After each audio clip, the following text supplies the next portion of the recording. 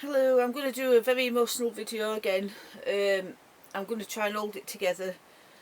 It started to rain, so I apologise for any background noise, but it's supposed to be really heavy rain today, and I'm only doing this video because I just want to get it off my chest. So this is a video for my baby. So I've been doing a couple of videos about Bonnie Girl.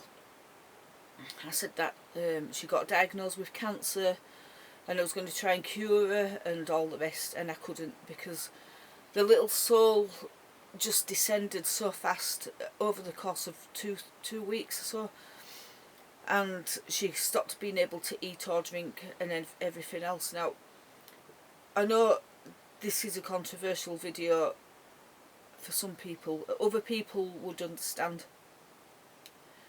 So I believe that we are all equal, and that's people and animal, and I believe that we all have the same soul, if you like, and we're all on a journey, and we all take different forms of life. So sometimes we come as an animal, sometimes as a person, sometimes as maybe something else. I just believe that we are just eternal spirits, but we're all on a journey, and we all come for different reasons. So most of my life I've been a loner, not really had strong connections with people, because a lot of people are not authentic and genuine. A lot of relationships, they're just not genuine. They're more like trauma bonds and loneliness and things like that. And I know myself that I've loved people who can't love me. And I could say that I've wasted my time with people, but I'm not going to say that, because I think we're all on our own journeys, and some people aren't ready for something. They think they are. It's like you can have a dream and you think that's all I want, and then you finally get it one day and you don't realise that it wasn't what you thought. You know, it's like being a fantasist. You think something's going to be this way and it turns out to be something completely different, and then you realise it's not what you thought it was going to be, and so it lacks the joy of getting it. So I believe that with people we can fantasize about relationships and friendships and how things should be, and the reality is we cannot change other people, and they are who they are and we are who we are. And sometimes, very very rarely, two people will come together with a connection and bond and just have an equal love, and that's rare. We get told, or we get to tell ourselves that that's how it is, and we're just the unlucky ones, but that's not true. I think most relationships are not authentic, genuine, real love. However, the love of a dog, that is something different. People like me are rare. I know they're rare because I've met many people in my life, and I've never hardly met anyone like me. I've met a few. And these are people who love like dogs. When I can say that I believe in love at first sight, and other people say that's a delusion, it's an illusion, and I disagree. I think people who are pure hearted just can love from right at the start, and you tend to jump in with both feet, and then you realise that the other person wasn't genuine, and then you get hurt, and then you end up walking away and having to let them go, and that's life. But dogs are different.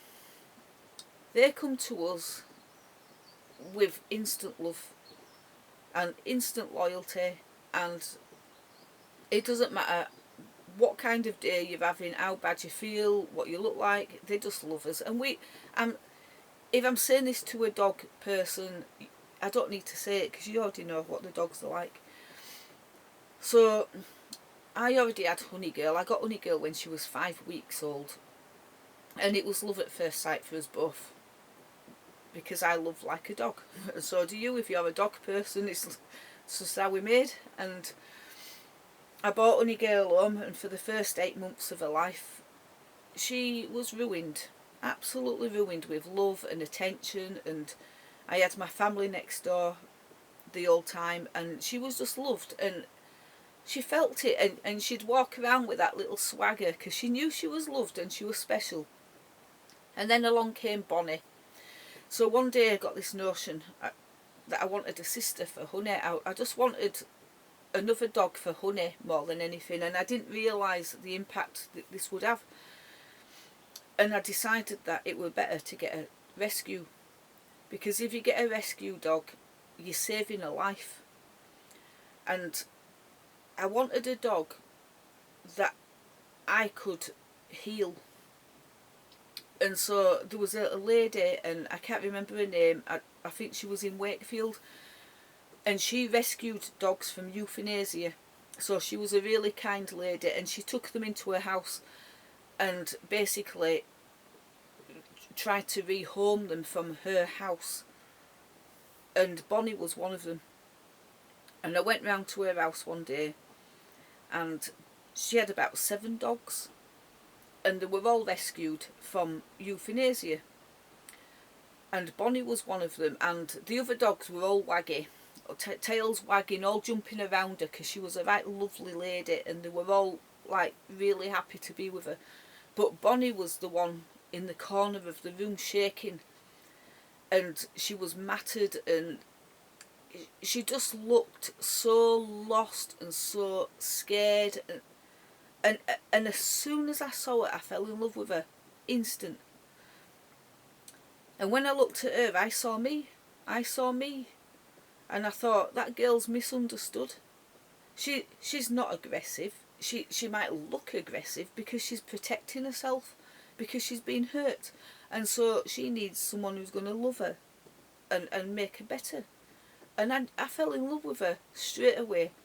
And the lady was over the moon, and she said, I'm so glad that you came, because she's the one nobody wants.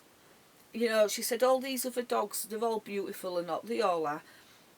She said, I can rehome these because they're all happy and they're all ready to go. But Bonnie was defensive, like, stay away from me, do not touch me. But I just saw straight through it all, and through her eyes I saw this, like, desperation. She wanted to be loved, but she was scared of it because she'd never had it. And I thought, she's coming home. So I took her home, and she didn't want naught to do with me. I remember sitting on the couch, and she was in the corner of the room by the door, and she was just shaking and growling with her teeth out all the time. But I saw through it. Now, other people didn't. They went, what are you doing with a dog like that? She's really, oh God, they didn't like her and they were scared of her. But they don't operate on my level. I see behind the eyes with people and dogs. So poor little Honey Girl became jealous, because obviously all the attention went from her to this dog that needed help. And so Honey Girl went through a depression, which I felt really sorry for, and I felt really sad for her because she had to lose her puppy side and grow up, because Bonnie was like the equivalent of a special needs person. And so, and Honey Girl she's a wise girl. She's very wise, and she understood that Bonnie needed more attention and more love than the average dog. So Honey Girl had to learn how to step back a bit and give Bonnie space, but Bonnie didn't know how to be a dog because she'd never had any guidance or love or anything. She hadn't had nothing. It took her a few days to get used to me, but eventually, after testing me, and she tested me a lot by walking past my leg, and then she started pushing into my leg as she pushed by, and then she'd jump up on the couch and just sit there looking at me going, ah, with teeth. Well, I just carried on ignoring her because I knew she was testing me. Eventually, from sheer exhaustion, she just laid down next to me and flopped up against me, and then eventually she became my baby, and that was it. But Bonnie was not a loving dog in the sense of she didn't like being held tight, and she didn't like cuddles and kisses very much. She was like, you can pat me, you can give me a quick kiss, and you can call me all the kind words you want, but don't go too far. So she was like a person who wanted to be loved but was scared of it at the same time, so she kept pushing me away, but I knew she loved me. That's all that mattered. So 14 years later, Bonnie and Dunny Girl became close bonded sisters, and obviously Bonnie's my child, and over the years we've done everything, and I've done loads of vlogs. If you go back to all the years we were homeless, me, Paul and the dogs. Paul came into my life 11 years ago as a friend and instantly bonded with the dogs and then with him, and so we became soul tied. So me, Paul and the dogs are soul family. And I've said all the sacrificing for the last 11 years of being together have been like, Paul's gone one way, I've gone another, but we've always come back for the dogs, because neither of us can be without the dogs, and the dogs can't be without us. So we are tied as a family, and it's been difficult many times. It's been so difficult and so hard because neither of us could walk away, and so we've had to sacrifice ourselves and go to places we didn't really want to be in, just because that place allowed dogs, or we'd do jobs together because it was a park like the one I'm on now where they accept dogs, and so we'd work together. So we were soul tied because of the dogs. And then it all your hopes and dreams of your own personal things get put aside, because your priority is your family, your children and each other. So neither of us have succeeded completely. Now the thing over the years is all we wanted was our own land and a place where we could build on and bring people, the right people, to the land, and then the dogs, rescue dogs and all the rest of it. And that was our dream. And my dog's very intelligent, almost human level intelligence, if not beyond human.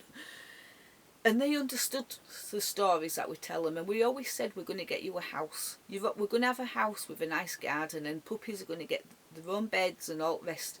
And they lived for those things. They loved it. They loved that. So the times I was living in a car or a tent and all the other rotten places we've been, and beautiful places too, the dogs have always had it in mind that life's an adventure. Every time we got in that car and started to drive, they got excited because they knew we were going. We didn't know where we was going. Sometimes we'd just walk out on somewhere and just leave and just hit the road, and we had no idea where we would stop. But the dogs loved that movement because they loved the change. Like, maybe next time this will be our home, maybe next time we'll get that place. And so they had eternal hope that we would have all these wonderful things, and we made the most of it on our way. And I remember living in my car. It was just hilarious. The car was full of crap, just full of all my stuff, and the dog was squashed onto the back seat, and yet Bonnie still found a way to have a game. And I had to keep throwing things to the back of her so she could catch them and that, and she loved it. And I'm like, this is crazy. But she found fun in the bleakest moments, and she kept me going.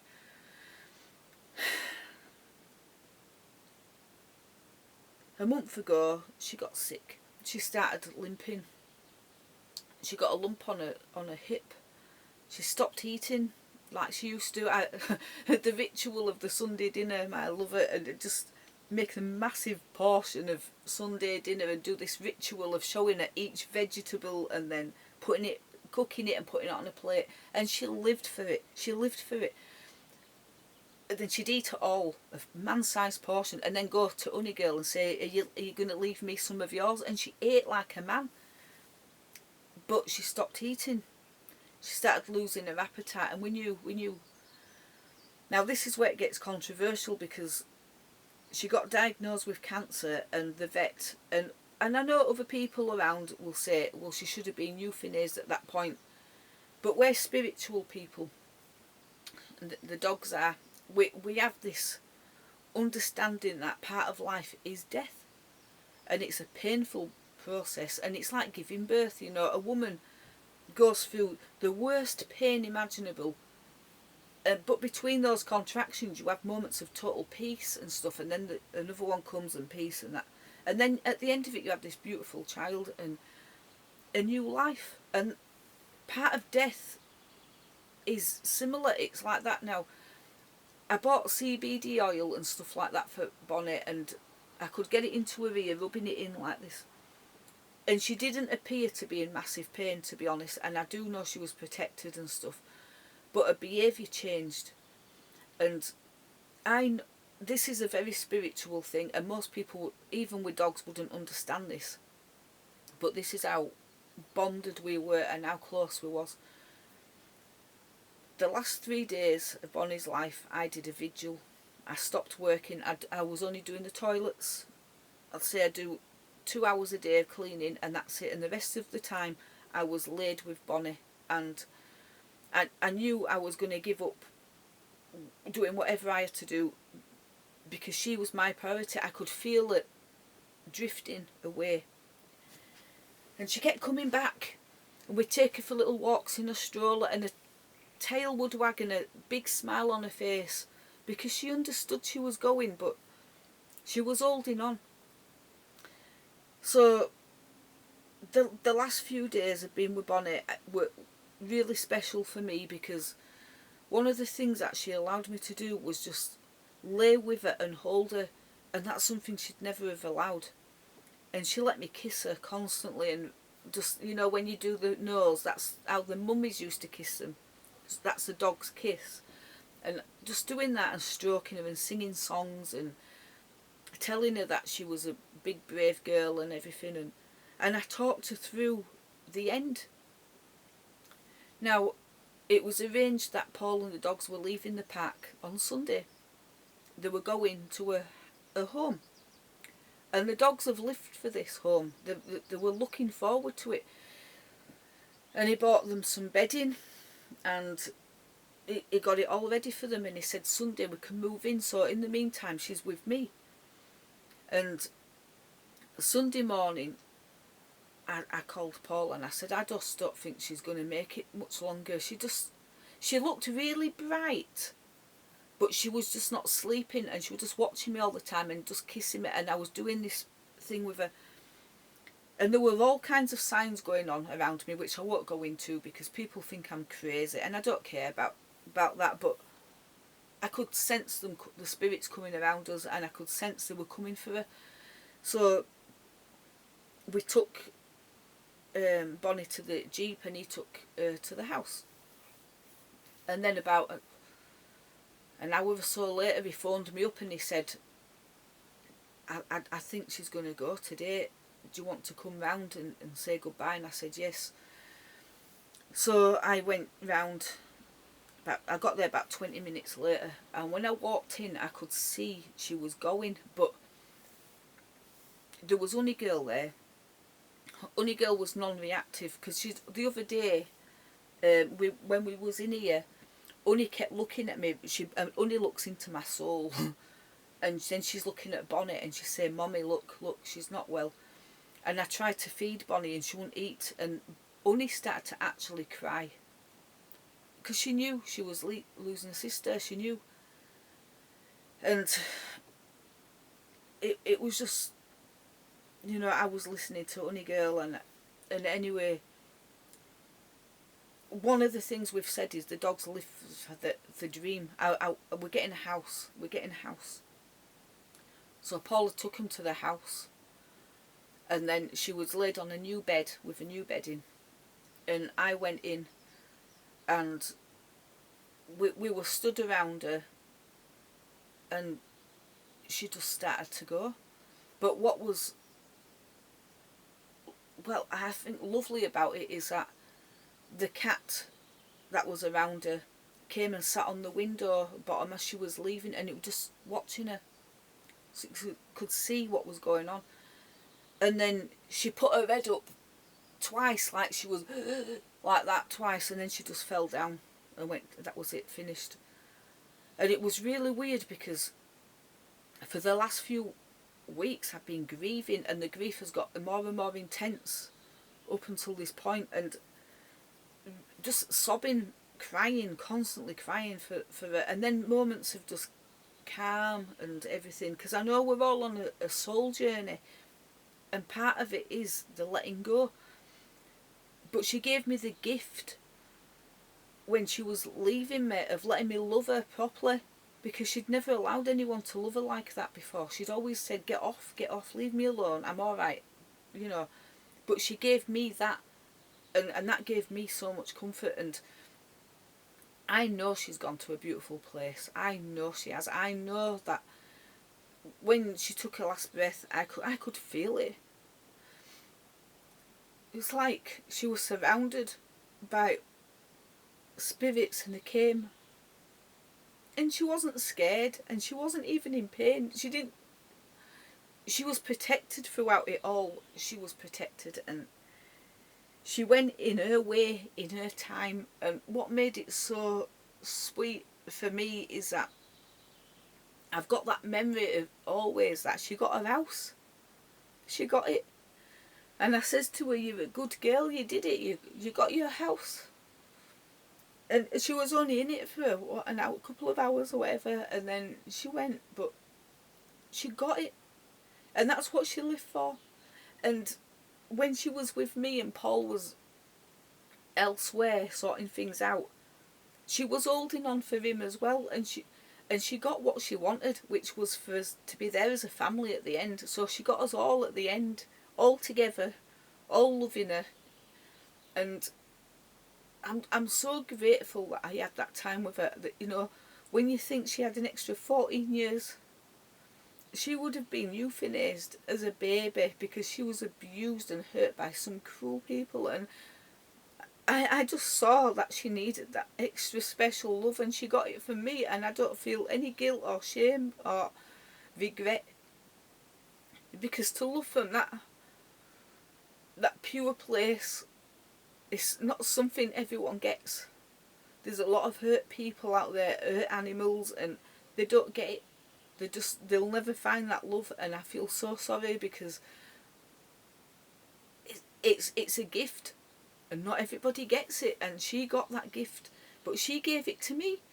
And I'm one of these people that need to feel like I matter as well, and she made me matter. And it sounds crazy to say that she wasn't very particularly loving with me or anything like that, but she was so much fun. She was the funniest character, just so baby and puppy like right until the end. And she's just so, in her way she loved me. I could see the love in her eyes, but she just wasn't affectionate. But she gave me that at the end. Isn't that just so lovely that she let me have that? And so when she went, I felt so calm. Obviously I came home and I bawled my eyes out, and I keep crying and then stopping, but I'm crying for me, because she's gone somewhere where she's protected and loved, and she's going on to her soul journey of, she can choose where she goes, because she's empowered. And I taught my dogs this: we are powerful beings, and we choose our life path. Don't go into the false light or anything like that, and don't be sent back here through lies or whatever. I am very deep, but she knows what she's doing, where she's going, and what she wants, and it's up to her. And I kept telling her, and so did Paul, all her life, it's up to you, puppet, you can choose. Because she needed to feel empowered and important, and you know, you matter, what you want matters, and we gave her that.